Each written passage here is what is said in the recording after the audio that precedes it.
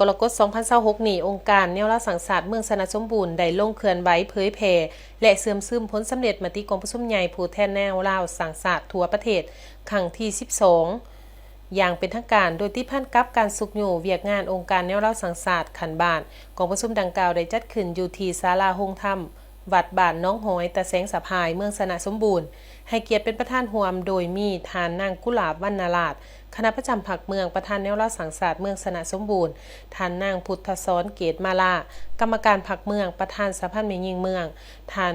เพชรบัวข้านพรหมจันทร์รองประธานคณะกรรมการปกครองตะแสงสะพาย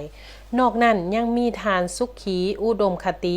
รองหัวหน้าของการให้งานและสวัสดิการสังคมเมืองพลังงานที่หันลงก่อสร้างหากฐานการเมืองจากเมืองลงซวยเวียกงานหอบด่านอยู่ตะแสงสะพาย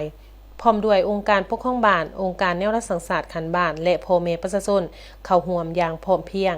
โอกาสอันมีความหมายนี้ทานนางกุหลาบวรรณราชประธานแนวรักษาศาสตร์เมืองได้มีคำเห็นกล่าวถึงจุดประสงค์ของการลงเคลื่อนไหวในครั้งนี้โดยเน้นนักว่าแมนเพื่อใส่พันธุ์ขยายและเสื่อมซึมมติกองประชุมใหญ่ผู้แทนแนวรักษาศาสตร์ทั่วประเทศครั้งที่12ให้เข้าถึงกงจักการจัดตั้งและพ่อแม่ประชาชนในขันหากฐานอย่างทั่วถึงเคียงคู่กันนั้นยังเป็นการเพิ่มทวีความสามัคคีเป็นเอกภาพสุกอยู่บทบาท10 นาทีและปรับปรุงกลไกการเคลื่อนไหวเวียกงานขององค์การแนวรักษาศาสตร์ขันบ้านให้มีความเข้มแข็งสามารถเฮ็ดหน้าที่เป็นขัวต่อที่นักแน่นระหว่างภาครัฐกับประชาชนบรรดาเผ่า